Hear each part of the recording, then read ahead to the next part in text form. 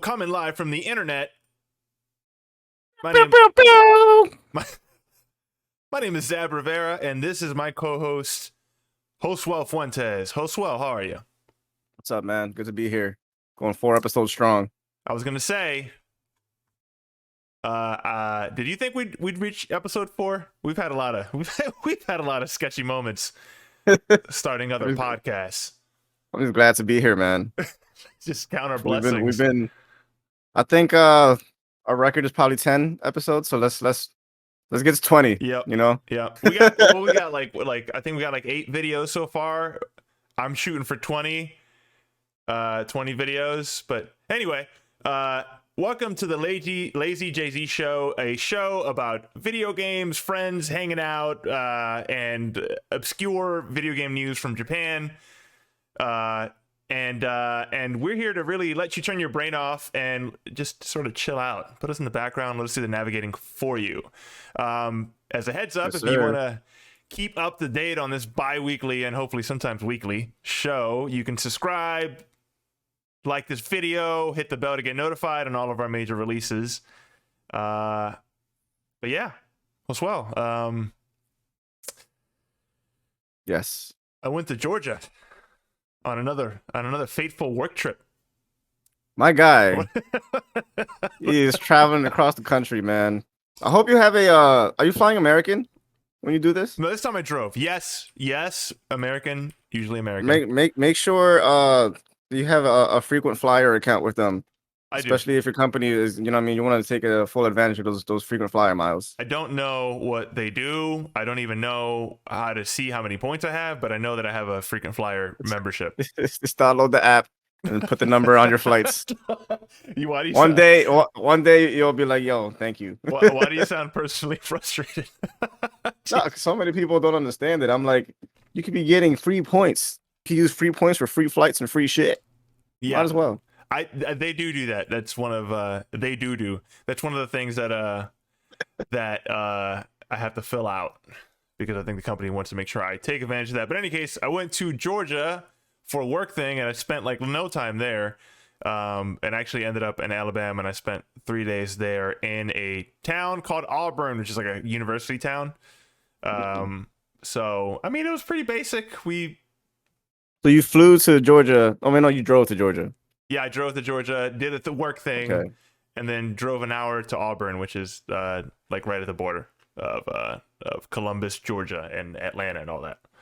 Tell me more. What enticed you to go to fucking Alabama? So I didn't want to spend time in Atlanta too much. I wanted to pass by it and see stuff, but I didn't want to like stay there because like the traffic I heard was horrible, and the minute I got there was just true. It was just like extremely packed. I just wasn't. That didn't sound chill to me. So yeah. I just sort of passed by and like that place has a ton of like, I guess like media buildings, right? Like I saw like Cartoon Network and CBS and TBS, like just a ton of like news conglomerates and like media companies and whatever. So you would know more. I think ATL is like also a hotbed for like music stuff, right? Everything right now. Atlanta's blowing up. It's just a very affordable place to do business in right now. Yeah. Ever since 2020, COVID, like Atlanta blew up as a hub for music, for Hollywood. Like right now, Spider-Man was shot in Atlanta. At least a big chunk of it. A lot of movies are getting shot in Atlanta, and it's blowing up. If you put that little Georgia peach, you ever seen that Made in Georgia? Yeah. Peach. You get automatically as a tax incentive for your movie, so you actually save money by applying that peach right to your content. That's like the flocking reason over for. Okay, I gotcha. And everybody is loving it right now. Well, that makes sense. It was very packed. It was like extremely packed. Traffic was god awful. And then I went to Alabama, and Alabama was like pretty much. This is how you know I'm becoming an old man. I was like, oh yeah, look, convenience stores right next to my hotel. Like I'm just getting fucking old, man. But yeah. I don't know. I mean, we went to a hotel. We went to go eat at a seafood restaurant. You know, like we went to a pinball arcade. Only pinballs, no like arcade games. They had some bootleg, like here's an all-in-one. You know what I mean? Where it was like clearly a modded thing. It wasn't like one arcade machine. The game had like 400 Capcom games or something. And every time Oh, every okay. time you like swiped down to go to the next game, this like random anime girl pops up and like gave you like pointed at you like this, and then it went to the next one. It was like super bootleg. I didn't like it. I just like the pinball stuff. I don't know enough about pinball to tell you what makes good pinball, but the Guns N' Roses machine was fucking awesome.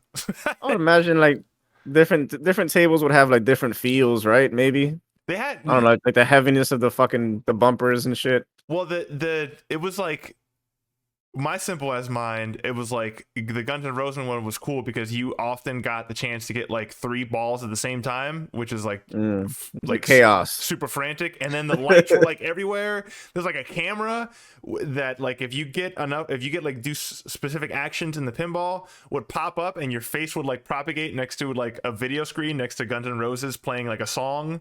It was just it was like overload of information, and I really liked it. I took a video of it. I was thinking of just finding a way What to. what are pinball arcade games going for now? Like, is it $1 to play, 50 cents to play? No, it was. They don't do the individual. Oh, okay. It's just like you got to refill your card type of thing, right? No, this one was actually a lot cooler. This one was like $10 for an hour. So like you can either pay Oh, $10 for an shit. hour, or you could do $20 for the whole day. And because it's like a college town, they also added to the back of it a venue spot. Like, and it was like, I mean, it was like where COVID and monkeypox gets created. It was like just like a bunker in the back of this building where like there was people playing music, and it was like jam packed with college kids. I guess somebody was playing music over there. It was cool, but like my old ass immediately saw that and I was like, that's COVID. That's just COVID. I remember my last trip. I'm not going in there. And they had a bar in the back and whatever, and that was the only spot in this university town that was open till midnight. So like that's like where people go to hang out. Really, it's like you go there for the pinball and the arcade, and then you actually just end up in the back to the bar and like watching music and whatever. It's pretty cool. Called Rock and Roll Pinball. It looks exactly what you think it looks like. It looks like an old school like 70s logo. It's very basic.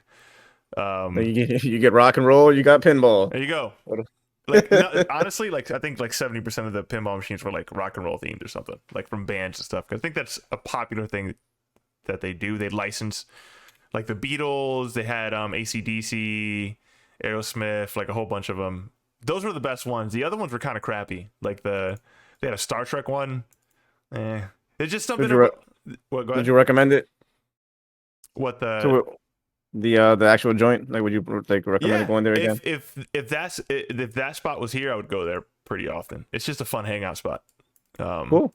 So yep, that's what that was my Georgia and Alabama trip. I don't have any memes to share this time because my trip actually Things actually went well. Things actually worked. Like nothing bad happened to me.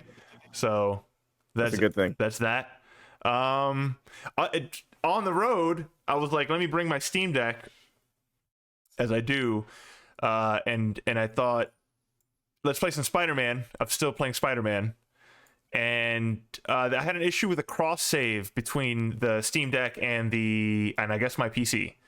So I did like 2 hours worth of content. God, I'm using the word content way too much.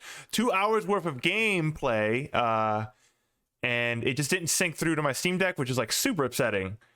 And I'm afraid to launch the game on my PC before I find out where the save is, because I think the minute that I launch the game, it's going to synchronize the fact, like the Steam Deck stuff. I don't know. It's like all weird now, but That's a little annoying. yeah. I've never thought of, like, I never considered that when I thought about the Steam Deck. Like, it's very amazing what it's capable of, but that does sound kind of frustrating. Like, you're about to catch a flight, you're running late, you know what I'm saying? But you want that save file, but you're like, fuck, now I need like an extra 5 minutes to go look it up and load it up into the thing real quick. Yeah. And I would imagine that shouldn't that be handled in the cloud or something? Like, it is cloud synced. It's just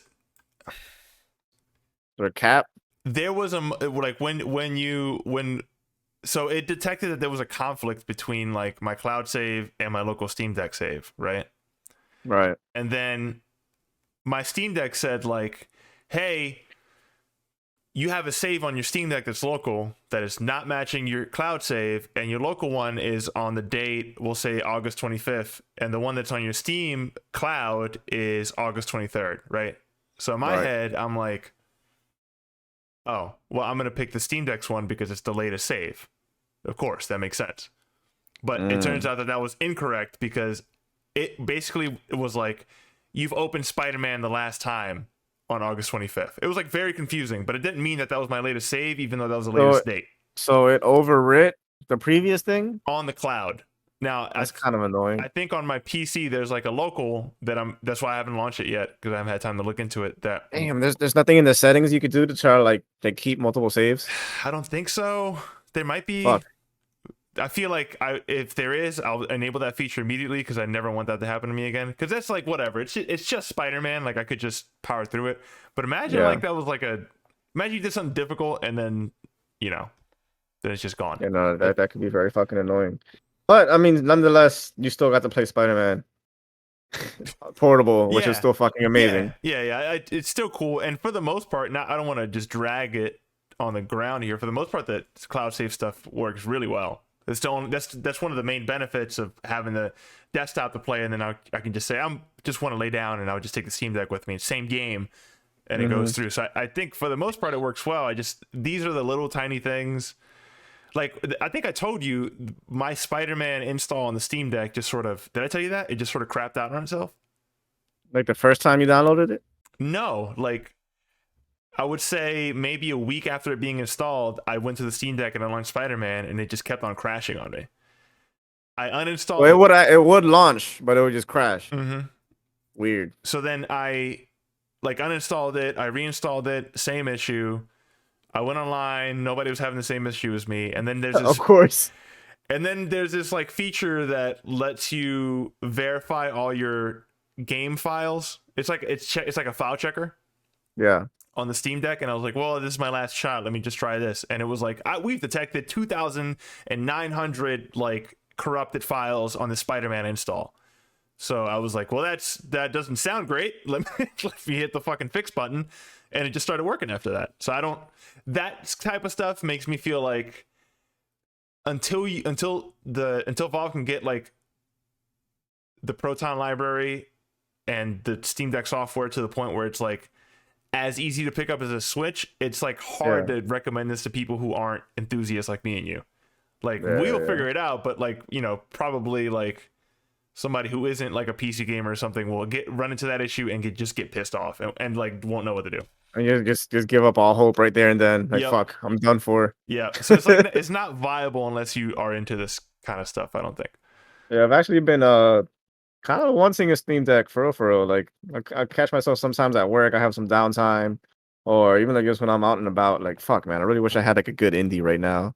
I really hit the spot. You know what I mean? It runs. It's the fact that you could pretty much download damn near any like indie running on the PC on it, so it's pretty fucking cool. As far as indies are concerned, that thing is gonna power through it. I mean, like if you're playing Death Stranding, you could just play Death Stranding like on it at like a reasonable frame rate. Not that that's like the best pick up and play game for 15 minutes, but you could, I guess. And then I've been playing the Splatoon 3 Splatfest premiere impression, which we should just state. We got a new segment called "What's This About?" That's on the YouTube channel. You can find it on the playlist, or you just go to the channel. It'll be one of the most uploaded. I uploaded a 8-minute impression of the chaos of what Splatoon is, to sort of, I mean, also that I love Splatoon, so I'm gonna be very biased when I say I had a fucking great time. Really? I try to exemplify in the video that just because I have a great time in the game doesn't mean that I don't get mad like almost all the time when I'm playing that game, because it's just, do you ever have a game where like you can't stop playing it, but you do get pissed off, like, and you love it, but you just get pissed off at the game a lot, like you don't. It happened in the past for sure. Like, is Returnal one of those games for you? I'm trying to find a game that like is analogous to like you getting pissed but still keep going. I mean, I don't know. I mean, slightly every game in the beginning gets a little confusing. You can get pissed off. Yeah. Nothing is really like striking my nerves. I don't know. What about Elden Ring or like Dark? None of those games piss you off? I'm pretty good at those games. I don't Man, get pissed. Jesus Christ! Never mind. I forgot. You're the god. Well, this game can get like frustrating, and I get very competitive in this game specifically. Yeah. Even though I'm nowhere near like pro level at all. I just have fun playing it. But the game hasn't changed much from what it was in Splatoon 2 or Splatoon 1. Like really, and that's the main criticism that I'm seeing online from people is that, hey, this is the same foray that you've had for a while. My immediate response to that is, if you haven't played Splatoon up until this point, or you haven't been interested in trying it out, there's nothing in this demo that I played that says you should go out and play this game right now. Like I don't. There's Same formula. yeah, it's the same formula. It's literally like you're still in a lobby. They have some quality life improvements. Like for example, I don't have to go to the weapons dealer to test out a gun. I can just Right. test out a gun while I'm waiting for a match. Like those kind of levels of quality of life improvements are occurring in the game, but nothing like game changing. Like there was a moment when they showed off the Splatoon 3 and Nintendo Direct that for a second, I think, and I guess I'll throw myself on this camp.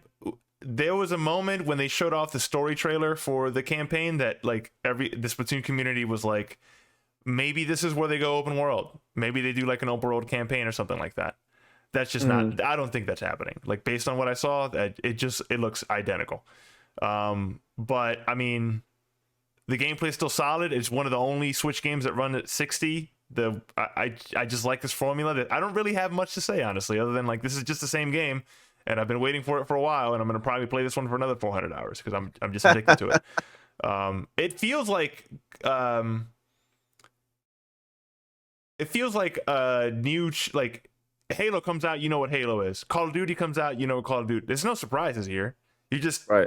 There's just little things that improve, and you still like the core formula is so good that you don't really want to change it too much. Is this Nintendo's Apex shooter right now? It's the only shooter. It's the only shooter, and in Nintendo fashion, they do shit weird, man. Like Right. they fucking like they schedule your maps. You can only play these two maps for the next from 10 a.m. to 12 p.m. And then at 12 p.m. you can play these other two maps from 12 p.m. to 2 p.m. They'll release a demo on Thursday, and you can't do shit until Saturday. Nintendo shit. Nintendo shit. That's so everywhere. annoying.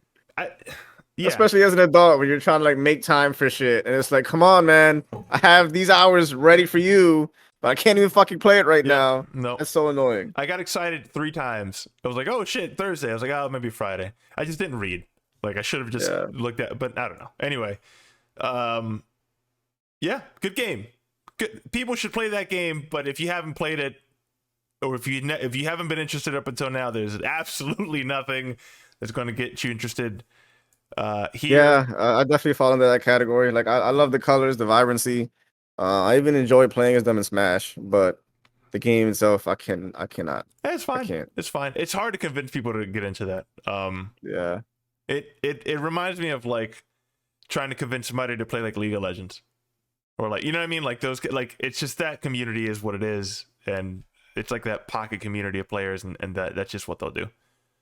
Yeah, and it continues to make money. Shit, they're making sequels. I was like super surprised that this game even got made. I'll be honest. Like, you know how Nintendo has a habit of just fucking forgetting about just a franchise and just abandoning it. Like I was like, this is gonna be one of those.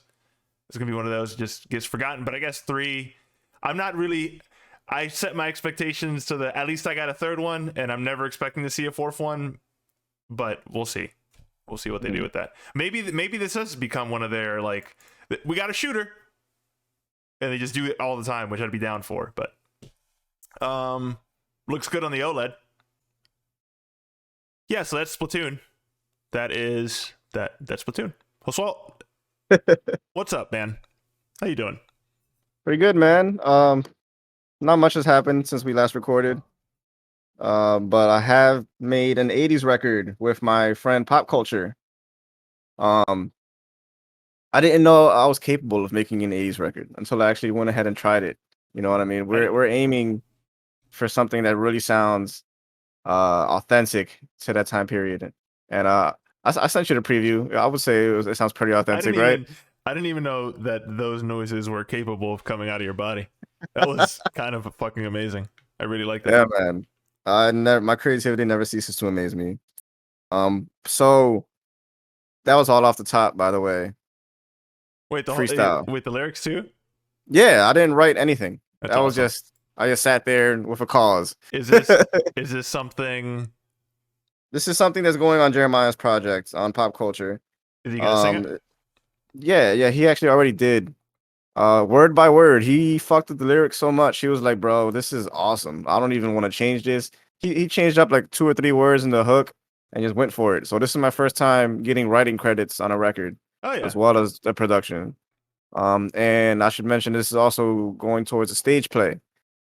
It's gonna be an '80s song What? going in the stage play. Yeah. It's just the start of it too. We got a lot more coming. It's so Um, weird think because you just texted me that. I thought that was just something you just did. You know what I mean? I didn't think you had all this like stuff behind it. yeah, it was made with a lot of intent, man. A lot of work went into this, and I'm just excited for that. I think it's really cool. Unfortunately, it won't be out anytime soon, but I just want you guys to know I made an '80s record. Happy about that. Oh yeah. Moving on. Every morning, it's become a tradition now where me and a friend of mine, one of us will text each other. If assuming like we're free, like on a weekend or something, like, hey, trying to hop on Rumbleverse. I'm like, Okay. at first it was kind of like, okay, and I'm not gonna lie, now I'm the one texting. So uh, you got it's better at it's it? oh we yeah, absolutely. Fucking maneuvering like Spider-Man in that motherfucker. Like I'm just smooth. I'm learning how to get places fast, how to consume less stamina. Right. Everything is gonna just lead you to success. And I got my first victory in duos 2 days ago. So I'm definitely getting better. Didn't we Um didn't we do one? Am I I don't crazy? think I don't think we got a victory together. Damn. Yeah, we got close though. Okay. We actually got back-to-back dubs. That was awesome. And I don't know, man. Something about having Rumbleverse be like one of the first activities of the day. It's like it kind of gets my brain waking up. You know what I mean? It gets like I It's have your to just little wake up and focus real quick. it's your little Try to starter. beat this. My starter. It's my cup of coffee, and it was going pretty good. Kind of fun. I don't want to get too deep into it. We already know.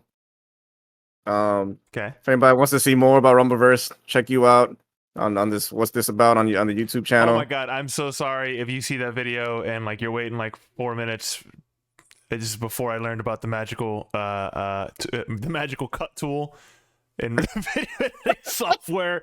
I'm so Oh, sorry. but it's cool. You're talking in between. You know what I'm saying? The people are there for a good time. Speaking of waiting for a long time, the matchmaking times are drastically cut in the PS5 Okay. version. I'm talking like the time between matches now is moving along so fast. I don't even have time to customize my character. I don't even have time to browse the menus and check. You know what I mean? You unlock stuff or check your mail. Can't do shit. It's just like next game done. About 10 seconds in, you're already started into a next game. I'm like, wow, this That's and way in better about a than week, in about like what has it been like 2 weeks? it's been It's about been 2 weeks. dramatically improving. I'm like, holy shit. Well, So kudos to them for figuring that shit out. they came out on the 11th. So it's been what? That's 2 weeks. Yeah, about 2 weeks. About two Yeah, weeks. they're killing it. They're killing it. Their player base seems pretty consistent. The people are still playing that shit, and it's free to play. They're Yep. gonna be playing that shit for a while. Good game. Moving forward, what else did I play? I played some Roller Drome. I was really looking forward to this game. It was kind of fun. I'm not gonna lie. Um, I only put in about I want to say 2 hours into it.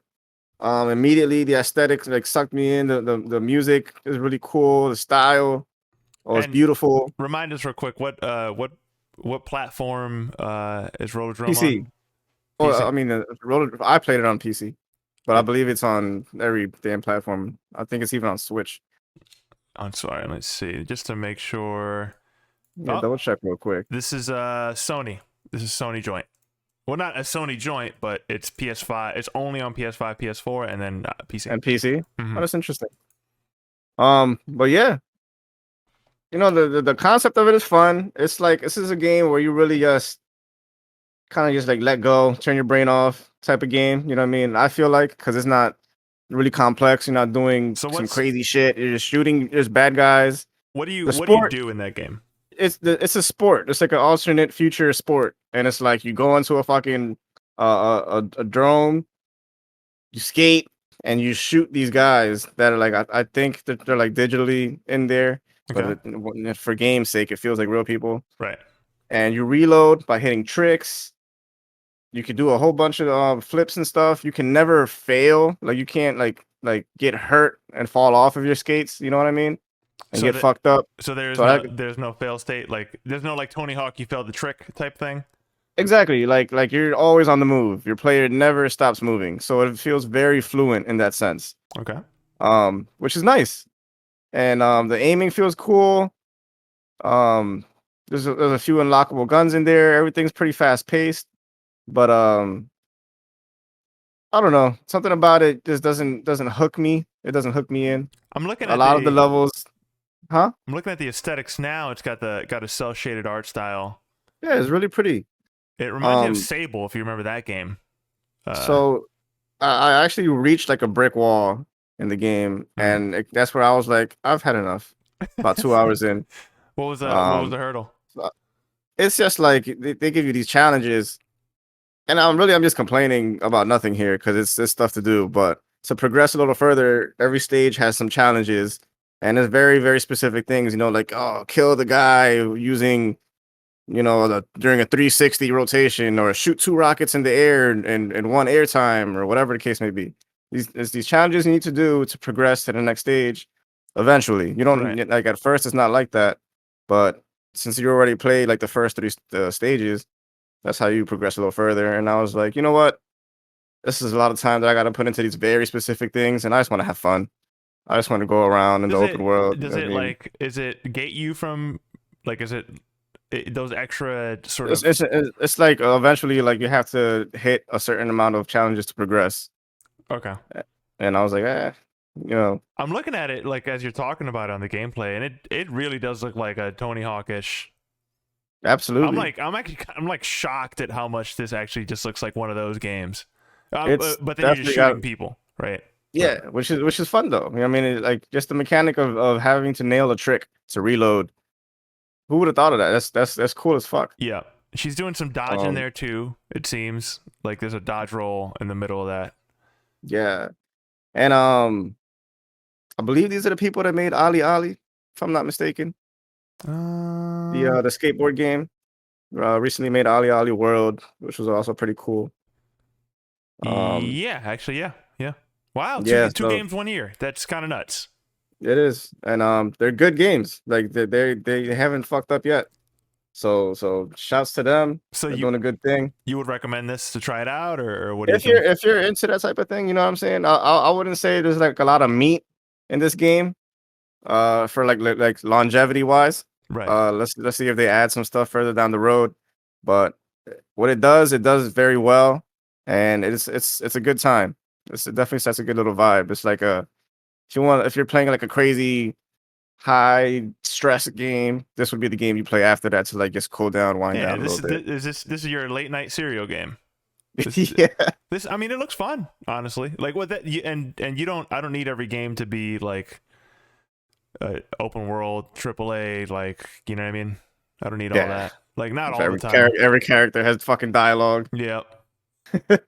Every character has dialogue, and your main character has no personality whatsoever. Like all the time. It looks cool. Um, Moving on. Actually played Cult of the Lamb. I was seen very excited you. to play this game. Yep, seen you playing that a I was lot, very, man. I was very skeptic about getting into this game because I heard a lot of things. What was Particular, the what were the things? particularly that as a roguelite coming from me and my background, I really I like roguelites. I like the challenge of roguelites. You know what I'm saying? Like Dead Cells, Returnal, Hades. These are challenging games. I heard a lot of people say that Cult of the Lamb is not too much of a challenging game. I've heard that it's a really, I don't want to say a watered down roguelite, but a little easier, more accessible in the like attacking mechanics and just the dungeon crawler parts of it. You know what I'm saying? Well, give the viewers some context here. You are kind of better than your average player, I would say, when it comes to roguelikes. I've seen you play. You're kind of Yeah, I mean, I nasty. don't know. I just cracked the formula. I figured it out. I don't know. I'm very twitchy, I guess. I don't know. I You've hate it. you got a penchant for these games, I think. So like Yeah. has But so what's hooked me into this game, I don't think it's so much the roguelite aspect. It's more of like the sim builder, like the community creation aspect of it, which is the other half of the game. And only because kind of feel attached to these people. This is my cult. They follow me. I don't know. I was like, okay. I wanna do good by them. And So what I seen my partner play that game a couple times, and like when you say do good by them, you could actually do awful things to them. I want you to expand on some of but this. you know what I'm saying, these people that you rescue them from the woods, and then you get them to join your cult, and they will follow you to the ends of the earth. They will do anything you say, like good or bad. And it's some ridiculous shit that you can do. You can get married to one of your cultists. You can get married to multiple cultists, and then they'll start hating each other. Like, hey, it's my man. Don't you know what I mean? They'll get angry and jealous. Okay. You could sacrifice them for like everything that you do has a chance, has a cause and effect. And You'll gain followers, loyalty. You'll gain faith. And if you lose these things, they'll start going against you and like start rebelling and start preaching propaganda in your community, which is fucking that's hilarious. awesome. They get like this That's megaphone and awesome. have their own language. You see their eyes get red and like they get mean. It's the most hilarious, like cute thing. I have no idea like why I'm so hooked the way I am right now, but obviously they're doing something right. So you Um, mentioned a couple sim management, and you mentioned like what faith what do you have to worry yourself with when you're playing the game, as far as like what bars are you trying to get up, right? What like hunger, like what are you actually working with when you're doing it's this all sim? there. It's all there. There's a hunger bar. You got to worry about your village's hunger. You got to worry about the faith levels, um, illness, because illness could spread amongst your community. And these are not things that pause as you go, you know what I'm saying, to the action side of the game. These Mhm. things all continue. The day progresses. There's a day and night cycle in the game. And you could be, you know what I mean, like hunting people down, fighting, and it'll be like, oh, hey, my wife's in the game. Her name is Rihanna, right? I'm named her Rihanna. All It right. could be like, hey, Rihanna's a little sick right now, Interesting or choice. she's falling ill, or like, hey, JoJo is tired and not feeling rested. Whatever the case may be, like you'll get these little pop ups, and he's like, fuck, I gotta get back over there. But it's also like encourages you to do well, because if you die in your run, yeah, like of course you could do it. You could start over again, but you lose everything that you've acquired on that run. So you don't want that. You want to come Mm. back and feed your community and build shit. You know what I'm saying? You need materials and you got to go out there and you got to fetch for all that. So it's kind of like it's kind of crack, man. It's very addicting. So it sounds It's like it's they nailed the loop.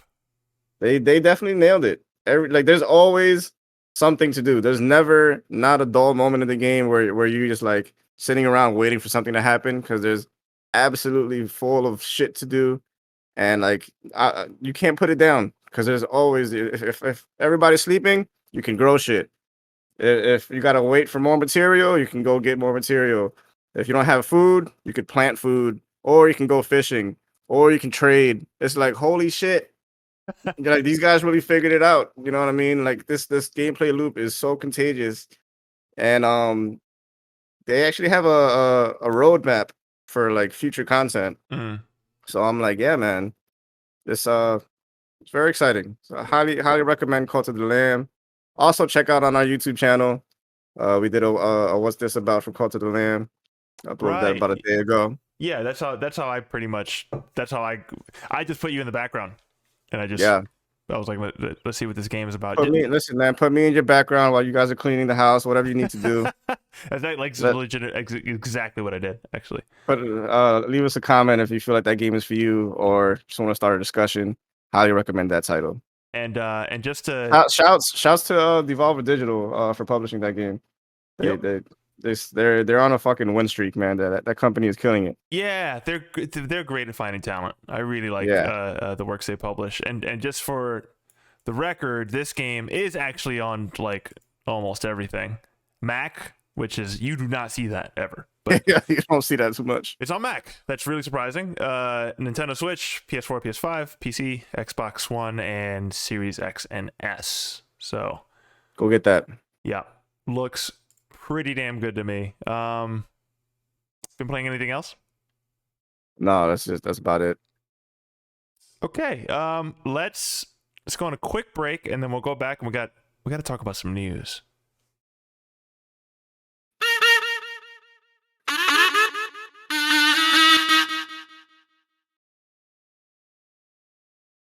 Also, it's time for the news.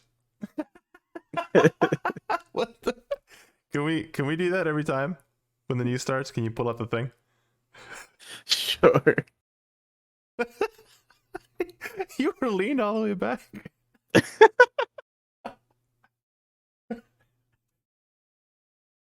Okay, we got some news to talk about. Thank you, Josue, for the introduction to the news.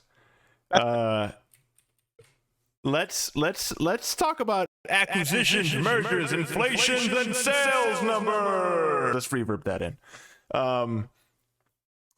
We got some rough stuff to talk about when it comes to the industry. First time ever that I think. Let me just put an asterisk here. The first time that I've ever seen, me personally, or I've ever heard of a console going up in price. The PlayStation 5 gets a price increase in Europe, Japan, and parts of North America, a 12.5% increase to be exact, everywhere except for the USA.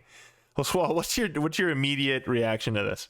My immediate reaction is boo. This Fucking is L for Sony right here. Not a good look. yeah, this is trash. I'm sourcing this, and I'll say right up front, I get a lot of stuff from Video Games Chronicle. So Sony blames high global inflation rates, but again, the U.S. price will remain unchanged. I don't know why the U.S. price remains unchanged, but the rest of the world doesn't. But It's saying something about the US. I don't know about the rest of the world, but regarding Europe, the US dollar has actually surpassed the euro for the first time in 20 years recently. And that's probably why they're saying, oh, America's unaffected because the dollar still holds high value, but everybody else's currency apparently is diminishing. The only reason I'm like not 100% convinced with that answer is we still have like about an 8% inflation rate on our end, which is not great either. So yeah. I just think we're a bigger market for them and they're more scared to like sort of aggravate this market because we're like their biggest like sales bed, right? That's my personal take on it, but I guess my second impression from that as well is yuck, disgusting, nasty. There could be so much shadiness from this too, because like PS5s are still hard to access. It's not something that's readily available anywhere. You know what I'm saying? This could be a play to continue to have the PS5s in high demand in America and to feed fire into the resale market. That whole like, you know, the resale shit or everybody selling like hot items. It's crazy because you're right, like, you know, like Supreme stores and like stores where they sell like designer brands like Yeezy sneakers and whatever you need to get. These are stuff that have been purchased at the regular base price, and at the store they're reselling it to you for a higher price. A lot of these stores will have PS5s and Series X's in stock, and they will sell it to you at an even more inflated price. Are you talking about physical stores? Yes. Wow. The resale like designer stores, they're selling you these consoles, and Sony and Microsoft know that this is happening. They know that everybody is having a hard time finding them. And this is only benefiting them because there is creating a crazy amount of supply and demand. You know what I'm saying? Like people are demanding that shit right now. And what if this is just another way to make America even higher on the demand? So it's like, hey, I'm gonna get my cousin from America, buy one, and then he's gonna ship it to us. You know what I'm saying? And this crazy fucking plot. As a Not to get too conspiratorial on Sony, but if we like remove the tinfoil hat a little bit, I think like I think you can ask any company who sells something. It's a good problem for them to have, that people want it so goddamn bad. So they're like probably not really. I mean, they what they want to do is they want to pump more of these things out there so that they can get a bigger market share. But the thing that concerns me that you mentioned, and I think we talked about this previously. You mentioned the fact that this has now sort of it's like it's in union with like all the other stuff here than in America, and possibly globally too. But like in America, we like glorify like sneaker releases and right all these other basically like celebrity led commodities, if we're like just being honest. hype culture, right? It's joined that level in a way that like, as when we were growing up, I've never seen that, but you could just walk to a store and get a GameCube. Like, I don't remember there being an issue about the only item that was like really sought after that I couldn't find at first was the Wii. I was about to say the same thing. The Wii, I think, started that trend. It was like, holy shit, how many GameStops do I have to go to find this fucking console? Mm-hmm. Like that was what, 2007, I believe. That was back in the day when it was like, I wouldn't say proven, but like pretty widely accepted across the internet that Nintendo artificially created demand for their console by making less consoles than they were capable of, so that it could look like it was very sought after, which was never proven. I don't know if it was ever. I don't think that was ever proven, but that was like widely accepted. That was the one. That was the only one that I can think of, and even that wasn't getting like resold like this. I remember working at Sprint actually, and the PS4 came out, and like one of my managers at the time bought like 5 of them and made like $100 extra off of each one because they couldn't find it at first. That was like that's like my first experience seeing that ever. Yeah, good for him. Yeah, he. I mean, fuck him, but also, but also like also he made out a little bit there. Yeah, I don't know. I like, my fear is you bring up the resale market, and then the same thing that happened when you think about the GPU market when cryptocurrency started becoming like a normalized term amongst us plebs, where it's like, oh, I can use this graphics card here to put it on to start like mining for Bitcoin and stuff like that, when people didn't know what the fuck they were talking about, right? Including myself. I didn't know what that was. And so like a lot of people started going out and buying GPUs to try to do this thing that they didn't really truly understand how to do to begin with. And so the GPUs just sold out because regular ass people were buying GPUs that never bought them before. And demand became so high that the prices increased. And then it set a new standard for prices, really, in the GPU market. Right. They know they're like, oh, we got what they want. Okay, so we're going to boost our prices. Right. And which continues to this day. Horrifying. And the GPU prices have never really normalized since then. Like, it's just been sort of a crapshoot. Now people celebrate when things get close to what they used to be. Not even like, you don't even get a deal anymore. It's just like, oh my god, this GPU is like close to regular price, I'm gonna buy it. That's the Rift S, or no, the Rift S, Oculus. What is it called now? The Quest. The Meta Quest. Yeah. That had a price hike. So I mean, it's a scary trend to see more things going up. They didn't the care. Oculus is going up. No, they just like flat out, hey, $100 more in America. They didn't give Sony's doing it. Luckily, Microsoft and they put out like an official statement, I believe, right? Yeah. Both Xbox confirms no plans to raise prices. This is sort of like and of course, right, the people in the video game journalism industry reached out afterwards to see how Xbox reacts to this and how Nintendo reacts to this, and both of them confirm, as of right now, no reason to raise prices. Now, Xbox, let me know how you feel about this. I think they stand the benefit, and I think they have. They're looking like the good guys here. You know what I'm saying? Right. In this situation, which has been their whole marketing point for like the past 5 years. It's like, yo, we're pro consumer, which is good for us. for them to take that stance. I think they Yeah. have to take that stance in order to get market share. I think they will keep their stuff the same. I think Nintendo will keep their stuff the same and then raise their prices come Switch 2 or whatever the fuck it is that they call it. I think they will increase their prices on the next console platform. Actually, I was listening to it's a good show called Geoff Grubb, Game Mess Mornings. He talks a lot about the industry. And he did mention something that I just didn't think about, how the Nintendo Switch OLED was actually cheaper to manufacture than the original Nintendo Switch because OLED screens became Affordable. more affordable than a regular LCD because they were just manufacturing that more than a regular LCD screen, and they still charge $50 more than the original one. So they actually did technically give you a price hike. They just sort of massaged it around a new screen technology. What is the OLED going for now? Like 450, like 350? 350. Okay. Yep. So yeah, I that's love that that quick sidebar that the Switch has, like various entry points that you can get in. yeah. With the Switch Lite. I would probably, if I were to get a Switch again, I'd probably get a Switch Lite. Yep.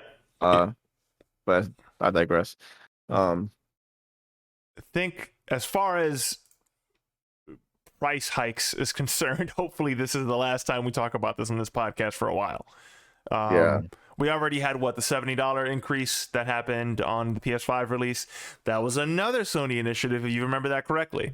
That was Sony. That was Sony saying like, yo, we're probably going to do this. And if I'm not mistaken,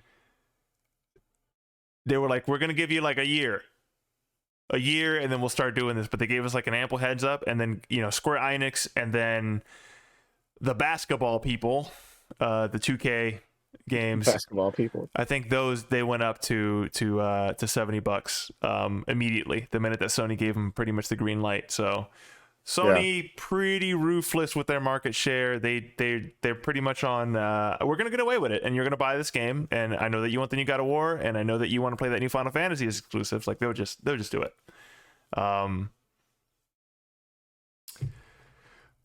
They're not afraid to hold back here. They're just going for it. No, they're not.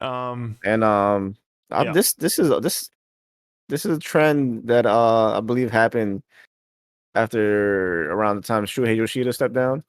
I feel like ever since he got out of the picture, they've gotten way more greedy. Yeah, like way more. Let's not forget, this is the same company that was like, yo, the PS3 is $600. What, like 15 years ago? So something like that. Like they did eventually lower it though. Yes, but I mean, they started off like swinging. They definitely did. What was $600 in 2005? They just thought they had like the most craziest piece of tech out right in the market right now. So wait till you see these crazy ass processors. Like, okay, I just googled it. According to the chain CPI measurement, $600 in 2005, which I believe was the release year for the PS3. Was equivalent to $850 today. So that's the same company that, I mean, when they feel like they can get away with it, and so if you think about the PS3, why would you feel like you can get away with that price? Well, because the PS2 dominated the market. There was no better selling console at the time in the previous generation of the PS2. So they went in thinking, there's no way you're going to buy this thing. You know what I mean? You're going to buy it. Like 150 million people bought a PS2, you're buying a PS3. In that case, it backfired on them in the beginning. I don't think it will backfire on them now, to be honest with you. I don't think we're in the same scenario. I wonder if people are still using the folding at home PS3 farm thing. You remember that? I do. I do. Holy shit. I forgot that existed, but now I do. It's like how did that work exactly? It was like you could turn this feature on. They would play some very relaxing guitar music, and it would like help companies with their like data processing or something. Like your PlayStation would somehow help. Folding at Home is a distributed computing project aimed to help scientists develop new therapeutics for a variety of diseases by the means of simulating protein dynamics. You can actually download it on Windows. Oh, it's still going on? Yeah. It's you could have it on Windows, Mac, Linux, or the PS3, which was discontinued as of version 4.30. But it's like, really? Like, you couldn't have done this? Like, oh, we need the power of the PS3 to fold. Like, come on, really? I think they have like a farm of PS3s for folding at home. I think that was like for like a space mission or That's something. If I'm not, All right, now you're just making shit up. I swear to God, I think that was for like NASA or some shit. But man, what a fucking, you just had to be there. I like the idea of like 10,000 PS3s powering a spaceship. Like, And you're in the station, like, don't worry, we're fine. oh my god, that's fucking amazing. Are you seeing this? I'm sorry to get such. No, I'm not. Let me see. These are Hold on. Let me full screen this real quick. Yo, and it's the OG Big Daddy PS3s too. Yeah. The Big Daddy ones. The fuck? Wait, please tell me this. Oh, this is the interface. Remember? Yeah. Let me open Damn, I gotta find that guitar track somewhere and download it. Wow.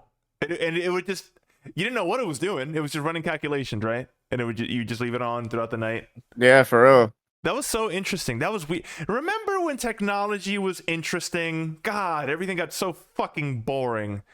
I'm sorry, I'm having a rant moment. I was having a conversation with a coworker, and I was like, there was a time where like every app looked different, and maybe it wasn't the best for uniform like sort of UI, but damn it, everything was like at least unique.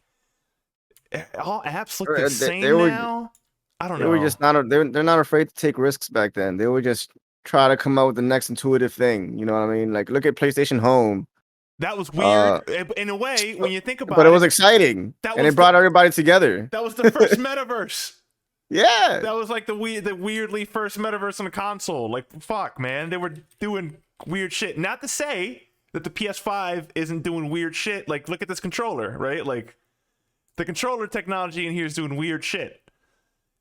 Cool in things. a good way. I think it's cool. Yeah. I think it's really cool. I think it pushes us forward, but like, unfortunately, it's just not getting used, right?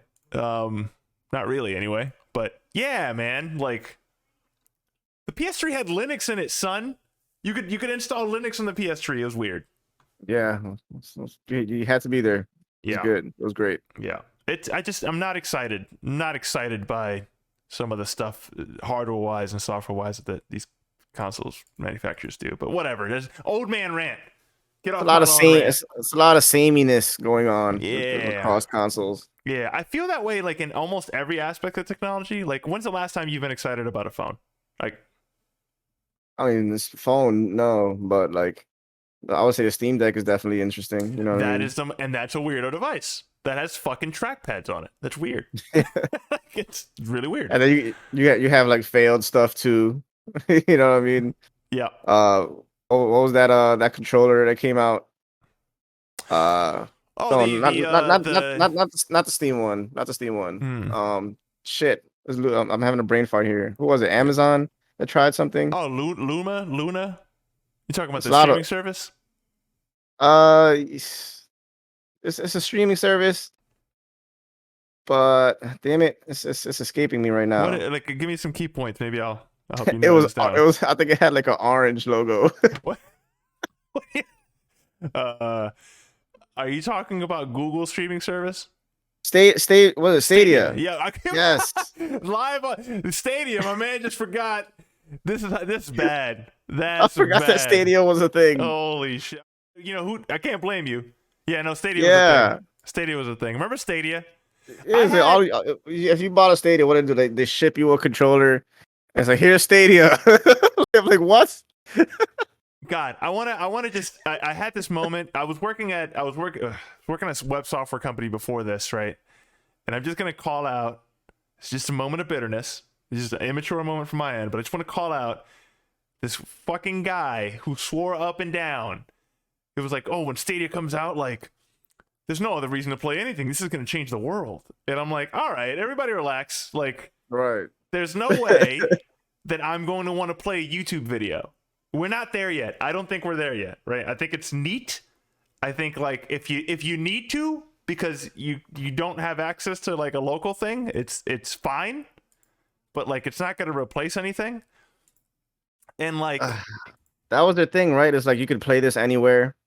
yeah, and so like I remember I watched the conference and it was like, you know, Anywhere you have an internet connection. it was like the conference was like completely unconvincing. The launch was a disaster. Do you remember the launch? It was like No, dude, I don't remember much. only some Google Bits and pieces. Chromes, only the Google Chromes that they would like. Not the Google Chromes. I'm sorry. Whatever the fuck you call this here. Let me open this image here. This is This is going to be forgotten in like in time, right? But It's, it is. I mean, you forgot about it. Like this shit's I just going to did. be forgotten. The Chromecast. You would imagine you're Google and you're like, oh, I got these hot Chromecast. A lot of people have Chromecast. Yeah. Let's make the app work so that if you have a Chromecast, all you need to buy is a controller. Then we'll make money because you'll buy games off us, right? Or like, or you'll become part of a subscription service. Which, like, on a note here, never fucking buy a game that you don't own that you can only access off a streaming service. That's like the dumbest thing ever. That's insane. So they launched when they launched it, they were like, well, you can only do it. You can only play the game if you get this specific Chromecast, right? And it's like you can only get it off the Stadia store, and you got to get the bundle. And I'm like, you already fucked up. You already fucked up. You need to make it work on everything. That's ridiculous. And Yeah. then it was like, also like half the features that we told you about aren't there. Also, we don't have a subscription service. Also, you got to pay $60 for like this fucking for like Witcher 3, and you can only play it via the internet. Also, there's a cute fuck that. God damn, that was so awful. Yeah. That's all right. Let me continue the news. I can just old man rant about. Should I have like a segment on here? Bad tech. Yeah. Jesus Christ. What a time. Let's move on to good tech. Tell me about this Sega Genesis Mini here. I'm gonna pull it up for you. Let me know what am I looking at here, Oswell? What is this? Sega Genesis Mega Drive Mini. I guess that's what it's going by now. Coming out October 27th, 2022. I don't know about you, but I had a Genesis growing up. It was fun. I did not. You know what I mean? I did not. You were a Super Nintendo kid? Yeah. I had a Super Nintendo too. I was late to the Genesis party. Some very fucking weird games in the Genesis, but it always felt like Sega had the more like where Super Nintendo had the more like PG games. Sega had the more like PG-13 rated R kind of like titles. Like they weren't afraid to be a little more grimy. You know what I'm saying? Yeah, that was like their marketing shtick. They had Yeah. Ice Cube, baby. Remember the Ice Cube Sega? Wait, are we talking like rapper Ice Cube? Yeah, dude. Ice Cube I don't Sega. remember that. That's hilarious. Is that a No, commercial? this is for Saturn, but you know, not the same. But What is going on? we found the thumbnail, baby. That's It's Ice Cube.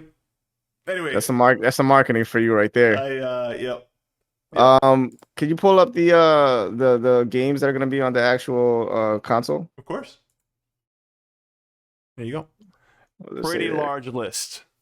Yeah, and this is what I think is already like it's worth the bang for your buck right there, because it's like holy shit. And for the first time, they're not just relying on Sonic. You know what I'm saying? I think they have 2 Sonic titles in there. It's like Sonic CD and Let's one see. more Sonic game. What do they have on here? Like they actually have some gems in there from the Sega like time. Like you got Toe Jam and Earl in there. It's a really random one, but you know what I'm saying. It's nice to shine some light on it. So you did course. have some of these games growing up? I can't imagine you as a Sega kid. This is weird. I mean, I didn't have all of them. Granted, some of my cousins had Segas too, and we Mhm. would like trade like just borrow games off of each other. I remember playing like Echo the Dolphin as a kid and not knowing what the fuck I was doing. I never just played swimming. that game, but that game's Yo, soundtrack is sick. if I remember the game correctly, like he swims so fucking fast, you're just bumping into walls and shit. Like it's fucking crackhead dolphin going everywhere fast as fuck. That's awesome. But yeah, man, it's something like cool just to have at your house. I guess like when you got company over, whatever the case may be, you pull out this whole retro controller. Is it? Like Is this I'm in there. Is this all in one? I guess that's my next question here. What do you mean, like all the titles? Yeah, I lost the Google Doc. There we go. Is this all in one? Oh yeah, everything's in there. Let me see what this looks like. Let's get a better picture here. It's gonna I wish go they had I wish they had like an actual size comparison because Geoff it's Mini even 2. smaller now. Hmm. Yeah. Look at that little tiny old thing. Right. Look at that. I That is, love it, man. I, that is I love this adorable. trend of like bringing back these retro game consoles and That's just for cool. some reason making them smaller. That's cool. I like it. Yeah, I like it. I'm here for that. I'm here for that. Uh, let's talk more numbers. This one's close to your chest right now. Yeah. Go to the I Lamb sales top 1 million. Go to the Lamb sold 1 million units worldwide in its first week of release. Publisher Devolver Digital and developer Massive Monster announced. Okay, they got like a nice little cute way to announce bro, that they've sold that and whatever. But all great a mi- news. a million units in a week is fucking insane. Yep, they got it. Devolver Digital's publishing and their marketing team is pretty fucking good. I like them so far. Um, So the game is going for $24.99 right now, brand new. how Times a million. Let me see this number real quick. About 24.9, about 25 million in revenue right there. Holy Mhm. fucking shit. Well, I mean, every Whoa. platform has its cuts, and then the publisher gets money. And but how much you want to bet they probably get like 5 mil by the time everything's said and done, taxes and all that.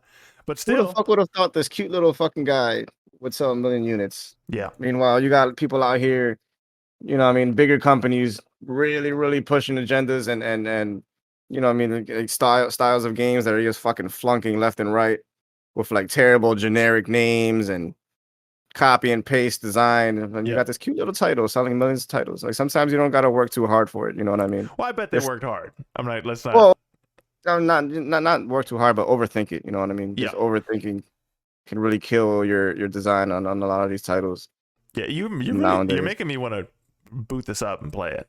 I think I'm gonna have to try it out. I mean, the numbers speak for itself. You know what I'm saying?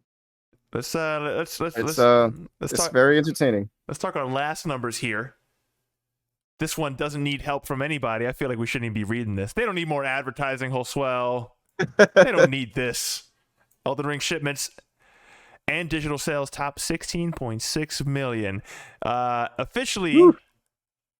in my opinion, we can no longer talk about the Souls games as weird or alternative. This is a mainstream game now. This is a mainstream franchise. This is a mainstream platform now. That just is what it is. There's nothing peculiar anymore to me about these games. This is just they will continue doing this for the rest of time. We have found the Call of Duty of RPG games. They have made such a fucking name for themselves. Everybody already knew they made great games, but now if you're like another company trying to release a game in the future, and you hear that like FromSoft is about to drop a title, it's like get the fuck out of their way because Yep. they're just gonna dominate whatever the fuck you're working on. They're on like Grand Theft Auto level of don't release the every 7 years that a Rockstar game. You just don't do that, right? Like you don't do Oh, that. shit. You get away from that, and then you get away from Call of Duty releases, quite frankly, because like they'll get in your way. You get away from like Pokemon releases, stuff like that. Like big names like that they'll always sell. I think From Software could like literally release anything at this point and people would just buy it. Absolutely. I'm curious to see how the DLC is going to perform in the future. I'm sure they're going to have some DLC for this coming up, and I don't expect anything but greatness, honestly. Yeah, there's no way they don't do DLC, right? Like it's I'd, sold I'd too be curious much. just to see what the DLC numbers would look like. Like it might be some of the best selling shit of all time. Best DLC of all time, probably. And I'll throw this at the end. I really don't want to go into this because the internet has beaten this with what's the expression I'm looking for here? What's that expression about the horse dying? You beat a horse with a stick. Dead horse, something. I don't know. You beat it like a dead horse. Beat it like a sure. Sure. That the internet has discussed this to a lot. Saints Row got trashed. Saints Row released. Saints Row got trashed. Saints Row apparently is an incomplete game. a buggy mess and very disappointing. I have not played it yet, so I do not know this, but I trust the voices that I've heard. Right. I'm pretty sure it's fucking trash, but haven't played it yet, so I don't really have much to say about it. It is a shame because you never like to see a reboot like this get fucked up because you kind of want to, you know what I mean? You want every game that released to be good. Right. It's healthy. Yeah. So like there isn't how many of these games are there anymore? It's not open world, right? There's a ton of them, but how many open world games that are like a GTA where you get to rob a car and you know what I mean? Like that's Yeah. As far as like a sandbox of like crime, yeah. it's limited. There's not too many out there. There was a point where there was too many, right? If it was a point, there was like the days where it was like, yo, Mafia, Watch Dogs, Saints Row, Grand Theft Auto, like there was a lot of them. So there was a point where it was like, this is getting a little too much. But now you don't really people don't do those anymore. Only Grand Theft Auto is allowed to do those apparently. So well, if you're gonna do it well. Don't rush the fucking product. You know what I'm saying? Yeah, and who knows if this was an Embracer Group, which we didn't talk about, but this developer and publisher, all of it is owned by Embracer Group. So was this pushed through by Embracer? Oh man, was this obviously there was some internal like issues? Is this an early sign of things to come for all their acquisitions? Is everything is gonna go to shit? I don't know. We don't know. Stay tuned and find out. It's too early. We have no idea. So yeah, that is the acquisitions and mergers section. Now let's move on to probably the biggest event, or the only event really that we know of in these past 2 weeks is Gamescom. Gamescom came out. Before we get into it, give me your temperature reading on like how you felt about Gamescom now that it's over. I do want to shine more light on Gamescom because, I mean, at least locally over here in the East Coast, I talk about Gamescom to people, and like a lot of them kind of heard of it, but they don't really know about it. Which I mean, I can kind of understand. It's not taking place in America, unless you're like really, really deep into like video games. You know about Gamescom. Mm-hmm. So I'm just happy that we're having this segment talking about Gamescom because more people should know about it. It's healthy for the state of gaming. You know what I mean? For players all around. Right. It's just overall healthy. We need more live things like this, like E3, Gamescom. Just like events to put the industry together. Yeah, it's exciting. You know what I mean? Everybody wants it, but it's just it's a way to do it. You know what I mean? It's lost that magic that we used to have back in the day. Yeah, this is an interesting one to dive into. How much? I left it thinking one big shrug. I was like, it was just so like okay. Yeah, there was nothing great. What I can't remember. Has it ever been more than as far not probably the game event is the actual event part of it is the highest attended game show in the world by like a huge margin. But the show aspect of it, I can't remember ever going, this was a great showing. Like in the past. And I think it's always been pretty mid, I would say. You know what I mean? It's like it's the middle of the year. Right. So there's never been anything like super, super major that I can come off the top and remember right now. I think E3 goes in and E3 steals the attention of developers. Like imagine if you were a developer and I was like, I need you to make a demo for E3. And also in 2 months I need you to make a demo for Gamescom. They'd probably prioritize E3. That's a lot of work, right? You know what? I think I've actually seen some Nintendo Directs that were actually more meaty than the showcase was. Yeah. And that's saying a lot. Yeah. Sometimes Nintendo Directs be popping. So very rare that entire Nintendo Direct will be popping, but sometimes they're there. Sometimes. Yeah, I don't. This is a combination of many things, right? Like, are we still in the period where like games take a long time to make? There's not a lot to announce. There's not a lot coming out this year, right? If we're being frank, like Is this That's a few things. It's just like even if there is a drought, there's a way to go about things to retain people's attention and to get people excited for your product. yeah. A lot of these people don't get that message across correctly and fucks it all up for them in the future. You know what I mean? They'll fumble the ball and so to speak.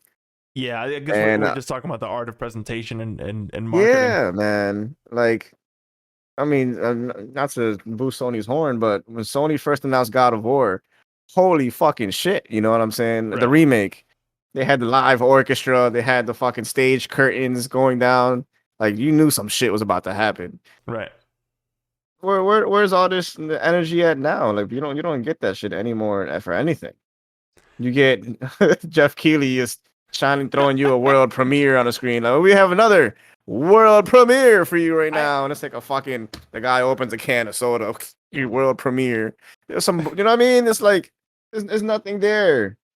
yeah, I don't the excitement for me for those shows has and always will be put these illustrious weirdo developers, big time developers, small developers, journalists, put them all in one area and let them fucking make things together. I want to see some Yeah, interviews. I want to see some, like, here's some stories you wouldn't have heard if these people weren't in the same room together, and you just seemingly don't get that anymore. yeah. Like I want to hear the developers, the people that are not used to talking up on stage, and see how passionate they are about their real project. You know what I mean? Sometimes that passion it rubs off to whoever's watching it and be like, "Fuck, man, these people really put a lot of work into this game. Yeah. I want to go check it out." You know what I mean? Versus like slaving hours and hours away into a major corporation making games you don't even want to do because you're just getting a paycheck. And unfortunately, that's like it feels like it's happening more and more everywhere. I'd like to see less games be presented on those shows where it's like a dude walks out and he's like giving me 3 sentences about a game I have no idea about. I don't know anything about this game. He's about to show me Yeah, a game I don't know anything about. And then they'll do the most boring thing. They'll show you a trailer that doesn't really explain. It's just CG, so you don't know what you're getting into. And then a right. dude walks out and he's like, these orcs are named the Thorians, and these Thorians, they're really intelligent, and they have fire powers. It's coming out in October, and you're like, what the fuck are you even saying? I don't know what this is. You know what I mean? Like I'm so done with those styles of like, let me like, don't explain the game to me, man. Like don't. Like, you don't even just show me gameplay, you know what I mean, and then talk about the game, but like don't show me a CG trailer and then give me like 3 sentences on lore over a game that like no one knows anything about this game. You know So what I miss? I miss in presentations like live gameplay previews. Even though like I those understand look why they so stopped doing stressful. it, Those look so I stressful. understand why they stopped doing it, especially like when they I think what was the last one? Like Uncharted 4. When they played that one and then the whole demo like reset. How many times have we watched E3s together where like they're doing the live thing and it like and the dude who's playing the game looks like he's gonna shit his goddamn pants? Yeah, or like it was like his first time playing and he's like, what the fuck are you even doing? Yeah, But nonetheless, you get to see a real life example of that game, and I appreciated that. yeah. You know what I'm saying? I Versus now, you don't even know what the fuck you're signing up for. I don't. I'm not on your camp. I don't need that anymore, but I do need gameplay. I do need to see Yeah. gameplay. I don't. I don't care for CG. Fuck your CG. Like Yeah. whatever. Like it's not. I don't care. Not a thing I care about. Oh my god, and especially when it's like the most fantastic 2 minutes of the most like what's the guy from Transformers? Michael Bay. You'll have like a Michael Bay ass CG scene, and then when you finally see a glimpse of your gameplay, it's like this fucking nothing against these type of titles, but it's like a top down isometric game. You know what I mean? Like something of that Yeah. sort. And then I And I'm like, why is it so fucking epic? And then this is what I get. and then they'll lose both sides. In my opinion, they'll lose like both sides of the audience. The people who like those games probably want to see more of the gameplay of that game. Yeah. Like they don't Sure. care for like your fucking thing.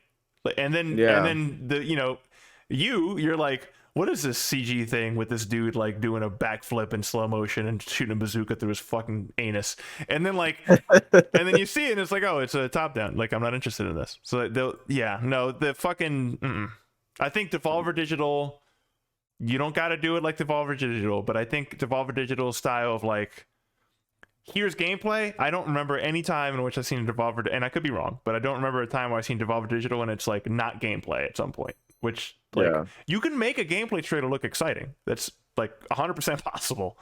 But you know, I don't know. Like Callisto Protocol is an example of a game where it's like none of They're not that's afraid to show you what they're about. right. And I love that. None of that Yeah. CG. Yes, it's edited in a way to make it look exciting. Like that's marketing, but at least I know what the game looks like. And I know like I Yeah. have an idea what the game feels like. I don't need fucking CG anymore. And I also don't need like here's what I definitely don't need. Oh, we got a world premiere. And it's like I don't know. Elder Scrolls 6 coming out in 2029. My I God. do not need that. I don't fucking It's like, need hey, that. we're working on it. That's like a hey, shut the fuck up. That's like Right. that's what that we get it. We're working on it. That's kind and I don't need that. I don't think anybody needs that. I think they want to think they need that, but I don't know. Like rants, yeah, like I don't know. I really like these conferences and I still even without that, I don't know how you feel. Even with all the shit that I'm talking, I still tune into them. I don't know if that's I don't know if that's like a sick I'm just used to doing that and that's what I'll do forever or if I'm actually interested, but I do like tuning into them. It's because we all live for that moment. I don't know if you understand what I'm talking about here. That moment when you get a surprise that's so overwhelming, Yeah. that's so exciting that you're like, holy fucking shit, I was actually there for that moment, and I remember that moment because it makes it all worth it. You know what I mean? And every now and then we'll get those moments, but they're so far and few in between. It's so stressful and kind of insane that we keep on waiting around for it to never happen. maybe it's a symptom of getting older. I keep saying that over and over again, but it's like can anything surpass like holy shit they're making look at the Halo 3 trailer for me? Like can anything ever surpass that for me? I don't know. I don't think so. I think the last time, you know what? The last time that okay, two moments I could think of. One way higher than the other one, but when they showed off the Nintendo Switch, I was legitimately excited. I was like legitimately surprised. I didn't think they were doing anything like that. It looked cool as shit. The trailer of like how the hardware was gonna work like excited me, and I pre-ordered one the next day. I'm with that. It was exciting, but it's easy to make hardware exciting to the next best hardware. But hardware is nothing without its games. If you can't make your games look exciting, then why the fuck are we in this shit in the first place? You know what I'm saying? Why am I excited for your next piece of hardware? Well, if I can't even get interested in that case, they had the cock tease of yo, I know you want Breath of the Wild. Here's this new trailer for it, which they also did. I mean, that was as you should.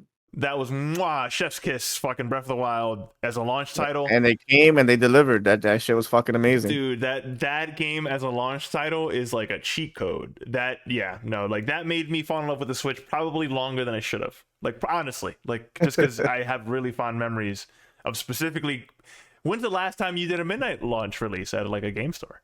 They don't even do that anymore. I don't even think that's legal or like allowed. They'll shoot you.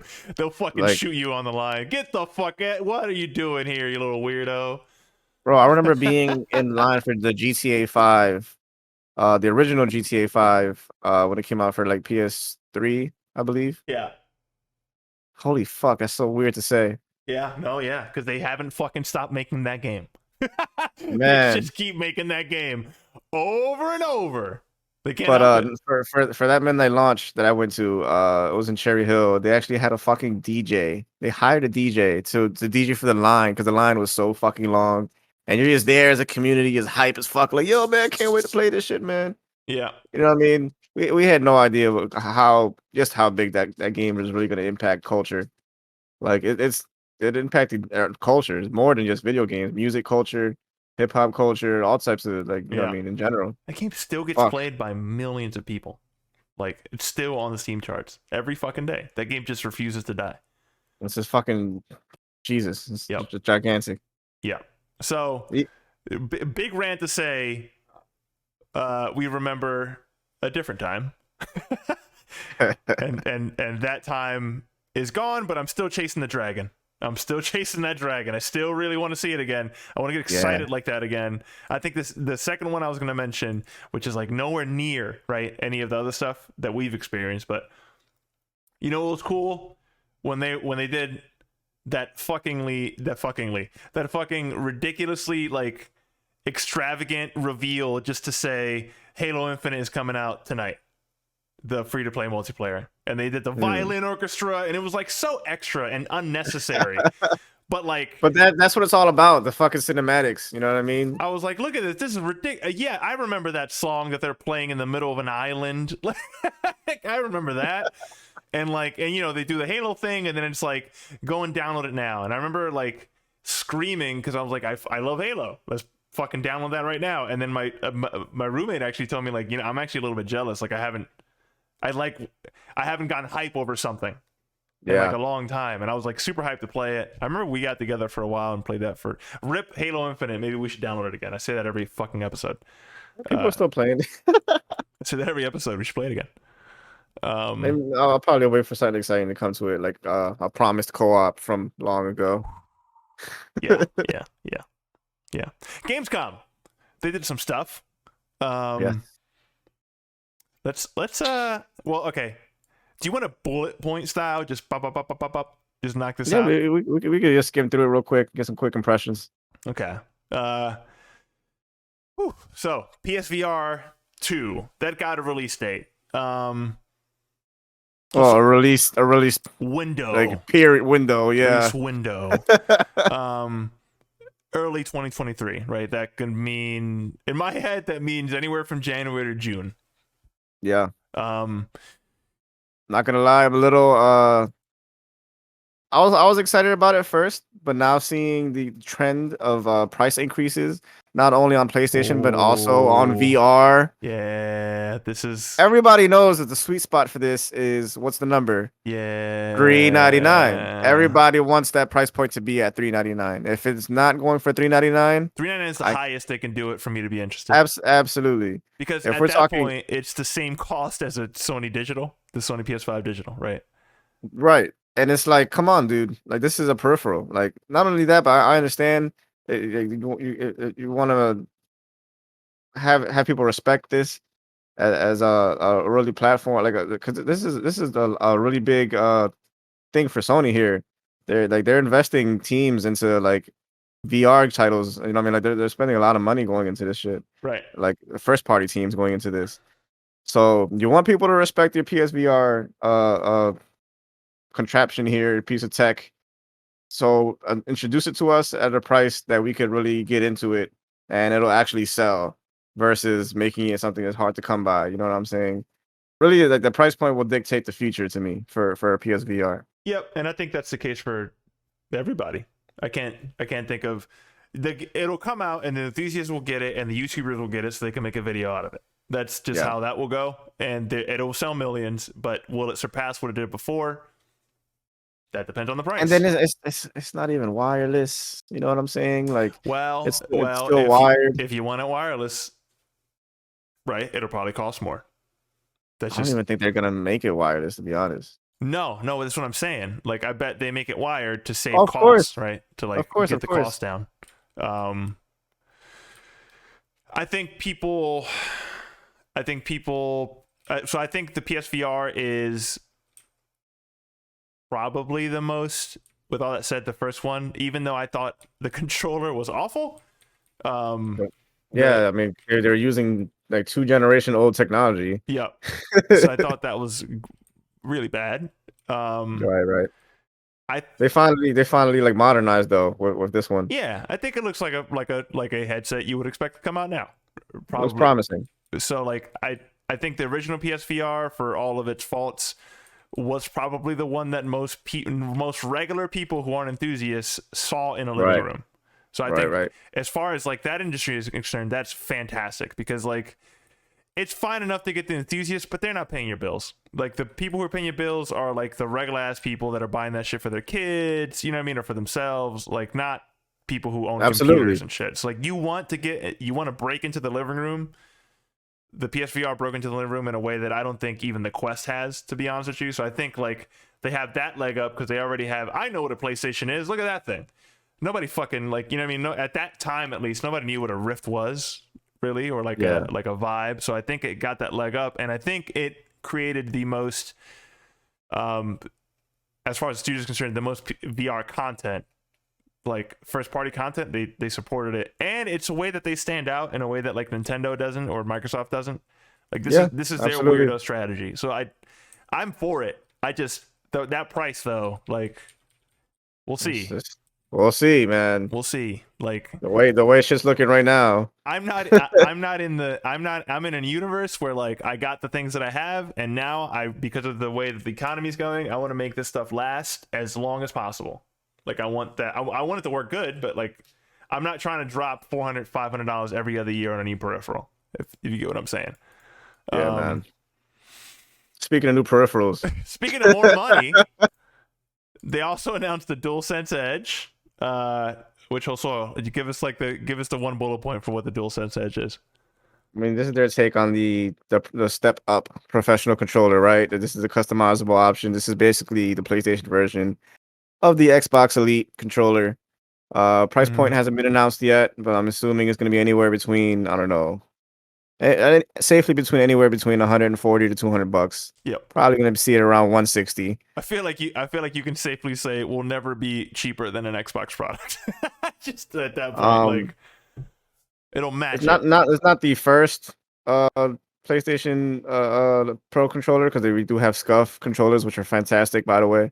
But this is the first officially licensed PlayStation product, so it's interesting to see this because late in the PlayStation 4's console cycle, like very fucking late, they introduced like a add-on to your DualShock 4 where you can have the little triggers in the back. Right. You know what I mean? And like people forgot about that, but it worked. About that. Yeah. Did you have that? And no, I was already looking at the PlayStation 5s. Yeah. I was like, I'm not gonna, you know what I mean? I'm not gonna have no longevity with this console. Yeah.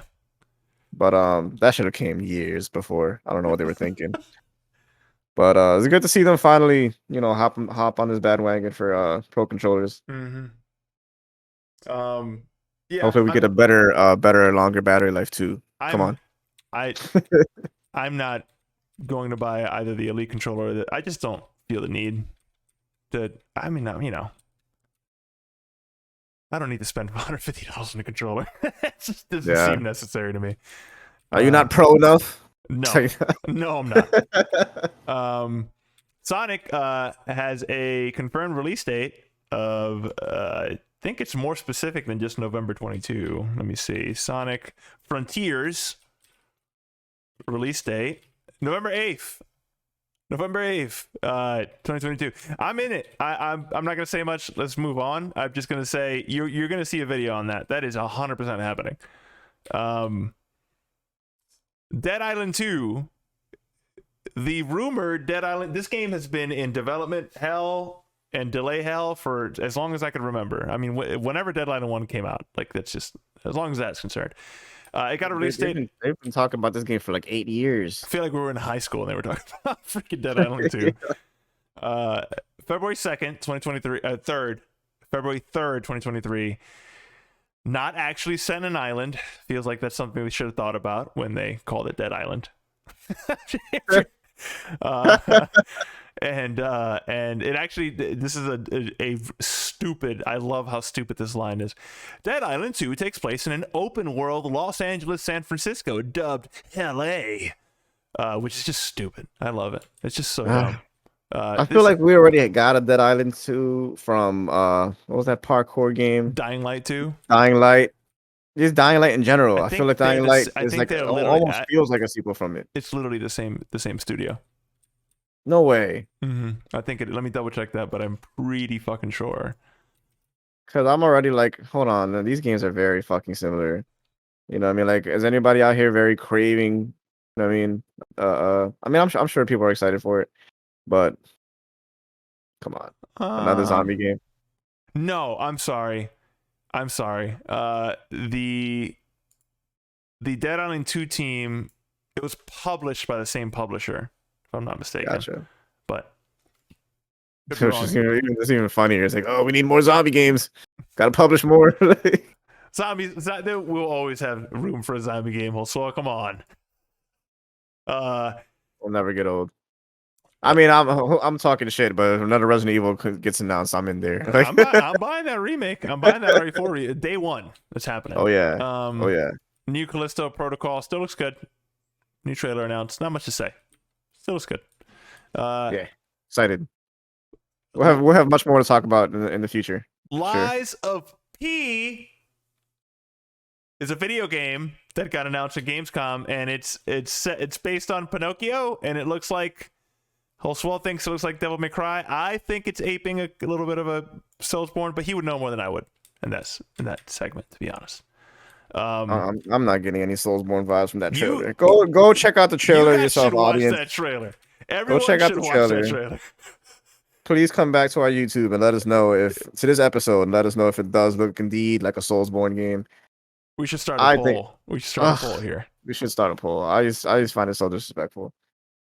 And then it's it's something to do with Pinocchio. Is that official? Like, is it really a Pinocchio? Yeah, no, that's based on Pinocchio, the storied Pinocchio franchise. I'm not even being sarcastic here. I kind of want it to be good. I kind of want it to be, in spite of your hatred of steampunk or whatever you were seeing there. Yo, I showed this video to Joswell, and this man just caught ire at the way this game looks. I'm not sure, but now I want it to succeed in spite of Joswell. I want it to be fucking amazing. I want it to be so good that he's forced to play it.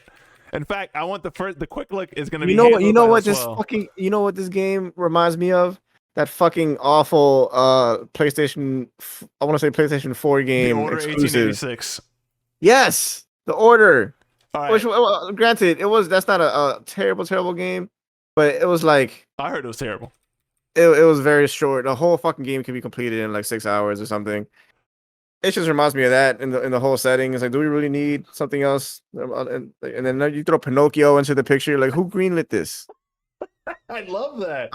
I'm talking shit. I'll genuinely give this game a chance, as I do all titles. I promise. The next when this game releases, and the rumor is it's going to be on Game Pass. When this game comes out on Game Pass, Joswell and I will be doing what's this about, and Joswell is going to be the one playing it because I need to see him. I need to see you either hate it, and there's catch fighting in the background. I was about to say that's me playing Lies of P right there.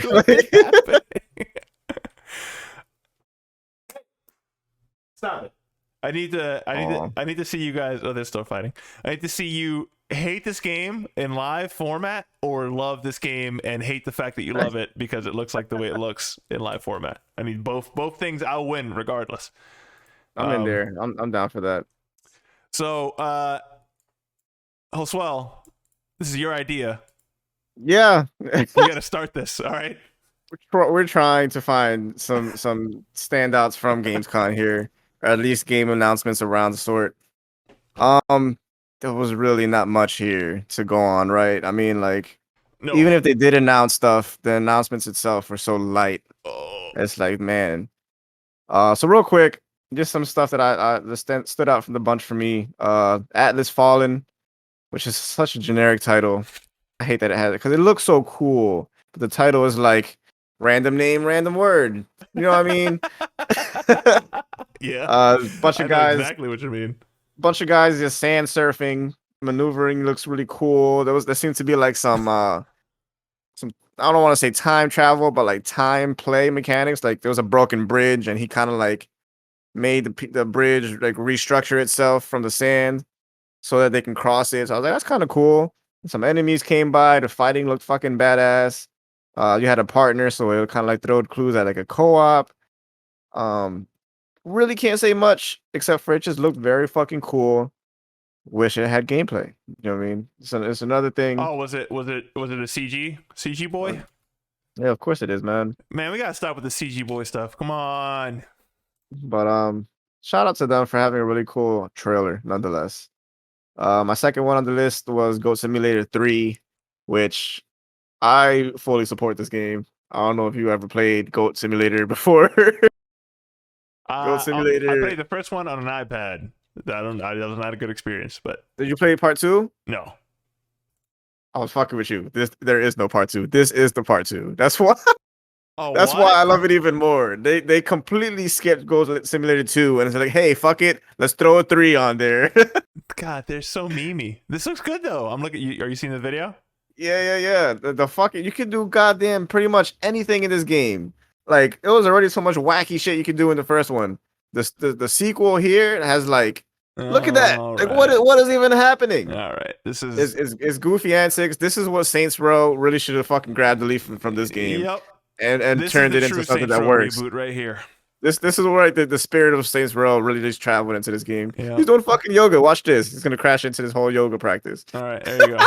There you go. All right. I'm sold. I'm here for it. It looks hilarious. The game doesn't even take itself seriously in a serious way, and I'm here for that. I think that's great.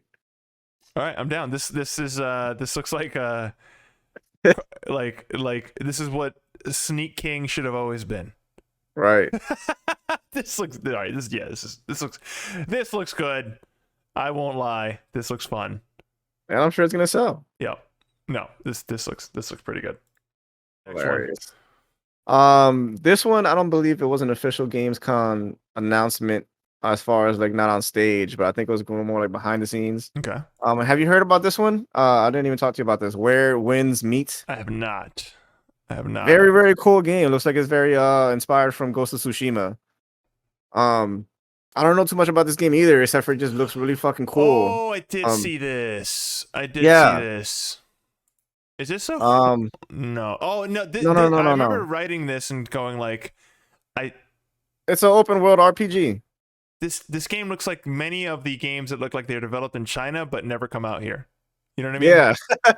Like that. What was this that motherfucker's game? running on water right now. Like, come on. It was the that game traversal was badass. that you were excited about, and it was like that Wukong game. You play like the monkey god or something. You remember? Yeah. And that still in game, development. Like I feel like I've seen that years ago, and it's still not here. Yeah, dude. So I mean, it's a tiny team working on a really ambitious title. I'd play it. Yeah. So this game, I don't know too much about it, but it has RPG mechanics. I think it's online. You could fucking pick up careers in this game. You could be a merchant. You could be like a fucking traveling doctor. You could be like. What is this game? You said it's an RPG. It's an RPG. You can have like different job titles, and you could build custom structures from like over 600 components. It's like what kind of fucking game are they really making here? Yeah, I don't know. Is it an action RPG? Is it a little bit of everything? Are you trying to build a samurai community? You probably could if you wanted to. But it looks really cool. It looks very unique, and I'm here for games that are trying new and exciting things. Well, he's just starting shit with people. Yeah. The combat looks fucking badass too. Yeah, this is cool. This is one of those games that stood out to me, but also like whenever I see this kind of game, I'm like, is this ever coming out? This looks too good. I mean, but shout out to them for actually showing some gameplay. Yeah, seriously. He just jumped on that dude's head. Yeah, bro. It's badass. Okay, that's cool. I'd try it. Oh, what is this? Oh, he just froze him. Okay, no, this looks good. This is good. I'm down. I'm here for it. Yes, sir. Okay, that's it for me. My favorite thing announced so far is the fact that just Kojima announced a podcast. I don't want to listen to the podcast. That's not what I'm saying. He announced a podcast in front of everybody. It's so weird. Why is he this way? And then this podcast, Geoff Keighley is going to announce news. The trusted source for news, the guy who gets paid by companies to review games, Mr. Geoff Keighley.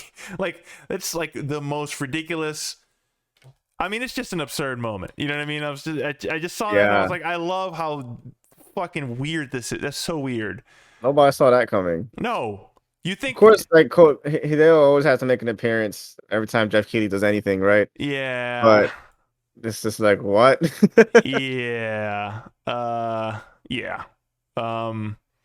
Second thing, most excited thing for is the train wreck that is the marketing cycle for Sonic Frontiers has given us a release date, and I'm fascinated by how poorly marketed this game is, and I'm so like, I need to see what this is. It's one of those games. It's like, this is likely going to be awful, and I need to experience how awful this game is, because it's so weird when you think about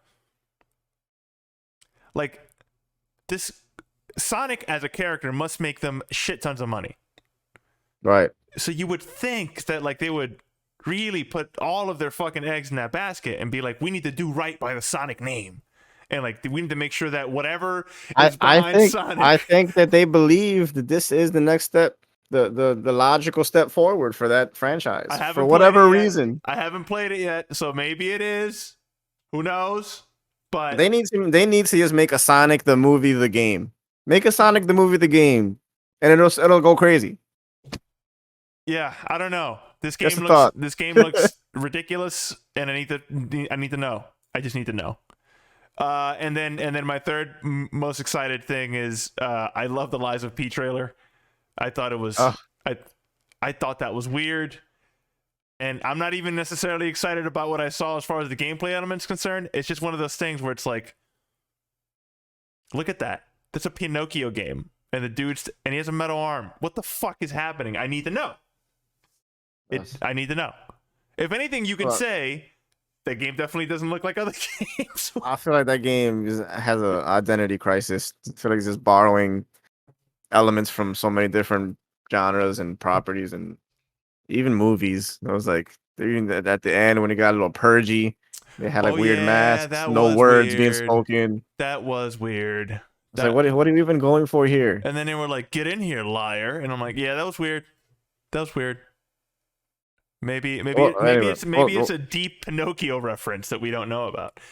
Did we get a release date for this game or no? For the Lies of P, so. Let me check for the Lies of P. I think it's still too early. I think I just like saying that title. No, it just says 2023, and it's got a Steam page now. So there you go. Wow. Stay tuned for all your Lies of P content. Your resident expert, Zab, on the Lies of P. And then go ahead. Like I said, we got to get the Lies of Z segment going on. For the Lies of Z, that's the game, just me playing from 100% in the game.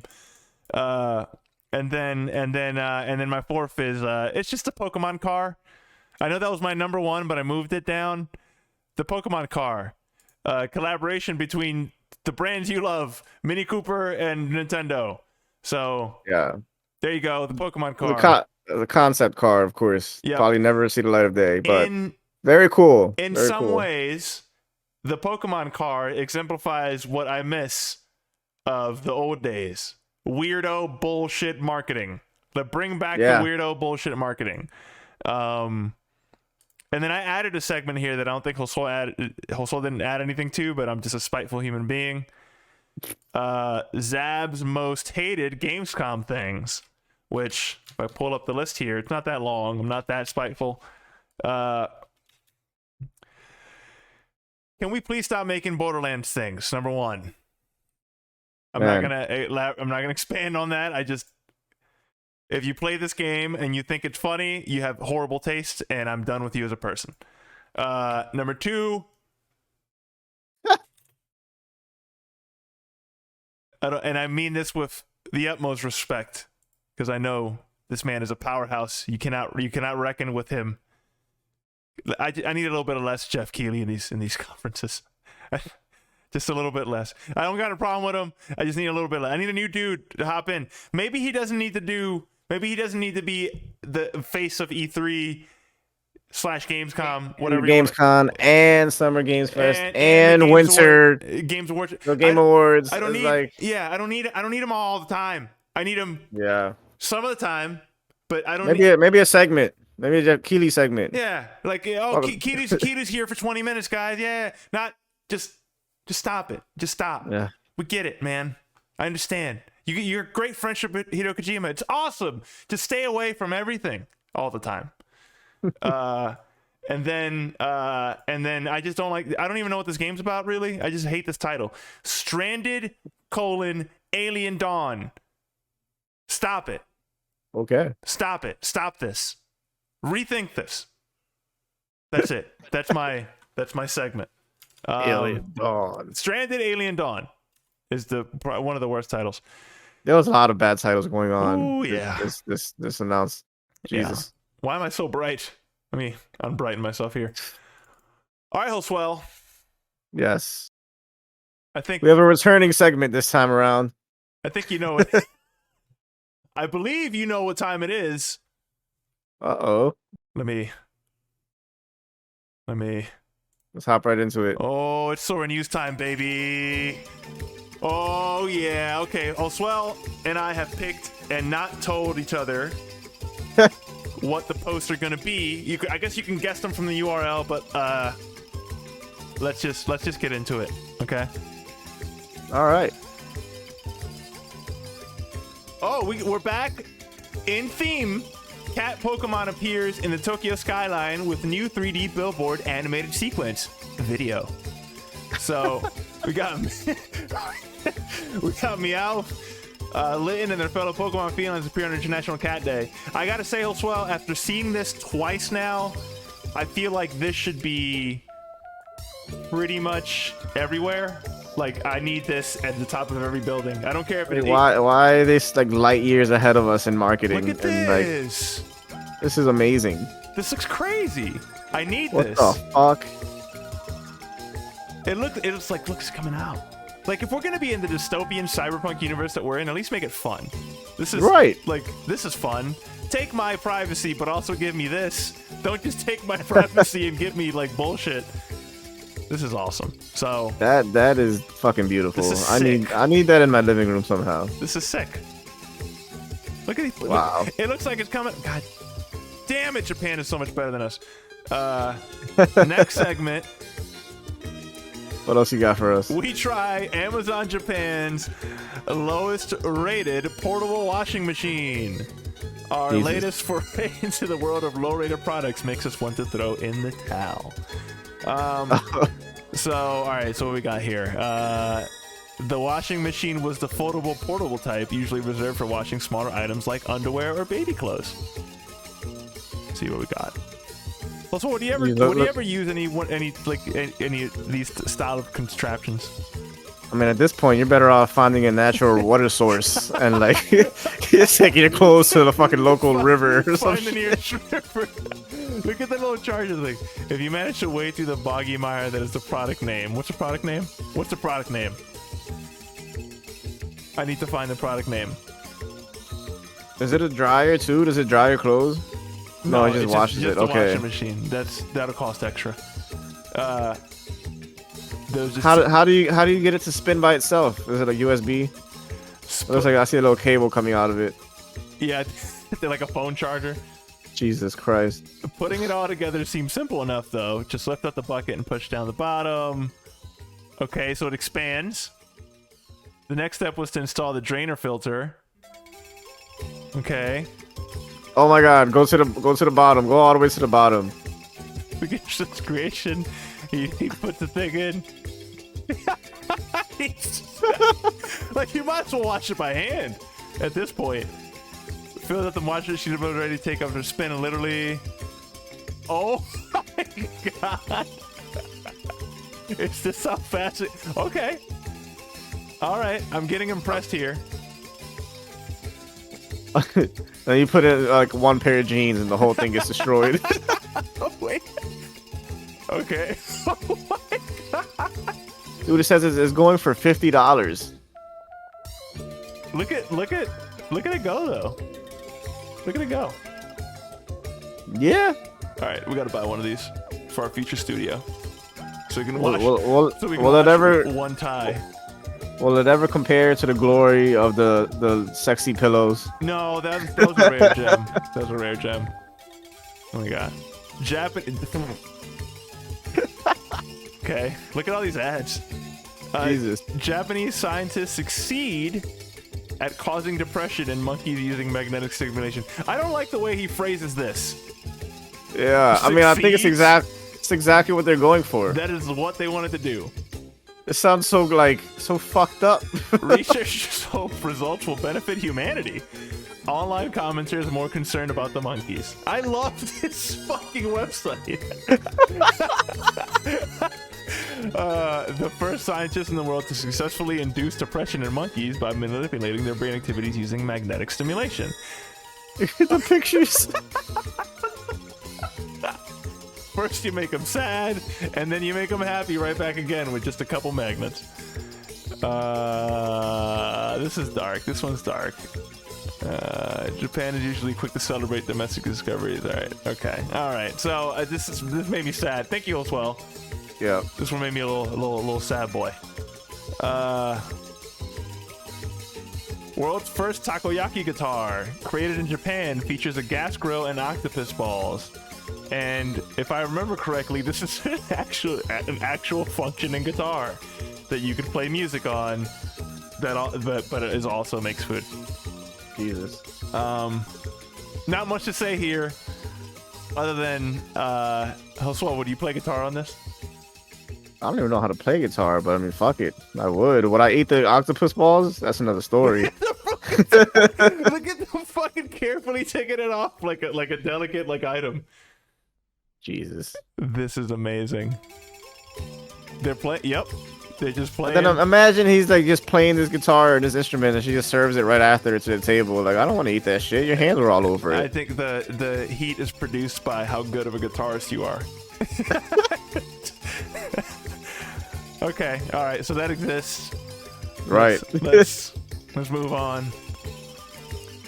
I didn't pick this one. World's first ice whopper now on the menu at Burger King Japan. Scroll down to the picture. Essentially what's going on here is in between your condiments and your patty, you have a shaved ice layer for whatever reason. Why? Because this is what we've been missing out on, is some shaved ice on my hot burger. What makes the ice whopper unique is the addition of shaved ice, which has its very own layer nestled between the onions and pickles above the beef patty. Also, would you try this? I'd bite into it, but I'm telling you right now, I'm taking it back if it's cold. It's ice. It's gonna be a little cold.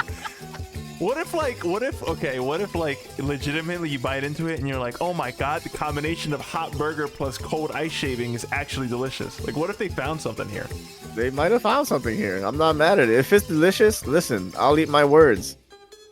Do you think you get the ice cold Coca bottle there? I don't drink soda anymore, so no. This is alright.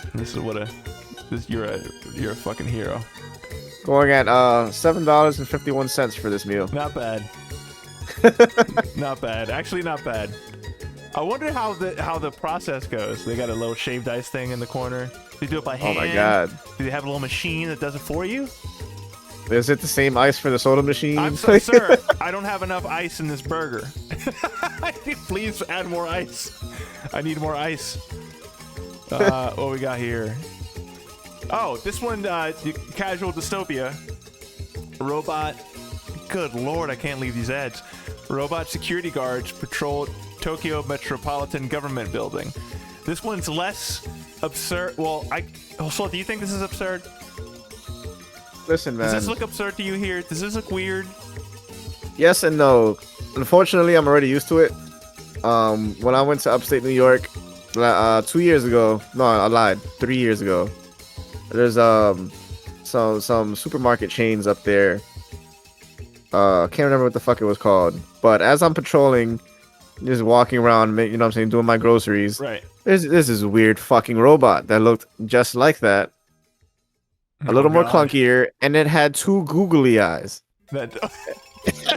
I lied to you that the fucking robot had two googly eyes, and it would slowly like. This is not okay.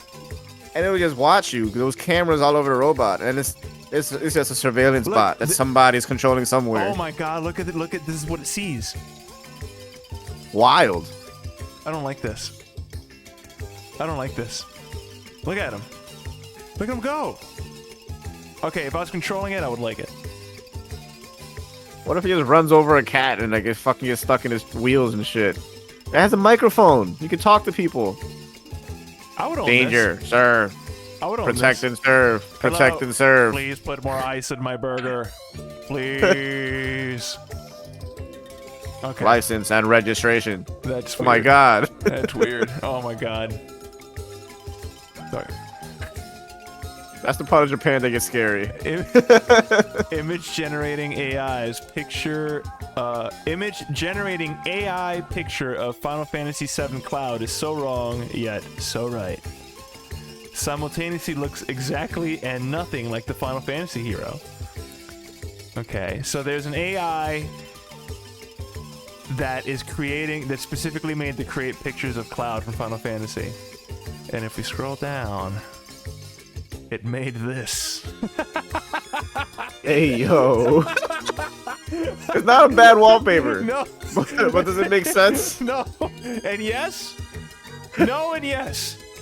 I entered Final Fantasy VII Cloud and it spat back a full force gag picture. So, yeah. Yo. That's amazing. I really like that. I'm gonna go ahead and just. I'm gonna say. Yeah. Is that something that we could do? Mid-Journey AI creator? There's a few AI things coming out now. You tell it like you wanted to draw what and in the style of who. Like if you want to see like Halo in the style of Vince Van Gogh, they could do it for you. Okay, we need to do that for thumbnails. That's gonna be our thumbnail. We'll find that. All right, I like that. That was cool. What is happening? Defector. This one was interesting. Gaming culture is alive and well in North Korea. Popular titles include GTA 5 and FIFA, okay? Again, Grand Theft Auto still making a fucking killing years What is later. happening? 14-year-old who fled North Korea says all his friends have played Western games. Wow. Okay, Get this, right? I'm actually going to read this. All right, go ahead. No, go ahead. I was going to explain something, but if you're going to read it, it'll explain it. When asked to imagine what North Korean citizens do for fun, one's mind might wander to kids coloring in books with their box of 36 shades of gray crayons. Oh, Jesus. Or playing with a doll made of onions. Even if one were to hear they had video games there, you might imagine some Soviet-era systems that run on Steam and only plays Burger Time, which, come to think of it, sounds pretty awesome. But according to a daily NK Japan interview with Jung Hyung-min, a teenage defector from Hyesan City in the Ryanggang province of the secretive state, many of the popular games from around the world are also enjoyed there on the down low. He says that games are smuggled in on USB sticks, along with movies and Korean TV dramas. Wow. In much the same way a kid might hide his porn stash from his parents by simply changing the file extensions. That's crazy. Jesus. That's nuts. Underneath. So if your games are coming in through USB sticks, then more likely you're not playing that shit online. You know what I'm saying? I don't think they're connected, especially up in North Korea. They don't know. Whatever internet they have is it like a police state, like offline everything. Yeah. Underneath this facade of a quaint-looking mountain town lies a hotbed of game. I hate this guy. It is unclear where the games come from. Many are sourced from South Korea because of the common language, but according to Jung, there were common rumors they were from China. When asked what games are playing, citing Grand Theft Auto 5, FIFA, I don't know what this is. FIFA Online poses a unique challenge in that no one there has access to the internet to pay it properly, so they probably play the offline version of it. I like how they just have just a GTA 5 trailer, like people don't know what that is. Because of the internet restrictions in North Korea, you shouldn't expect to encounter a DPR citizen during Call of Duty Deathmatch. See what it says about GTA 5 in America.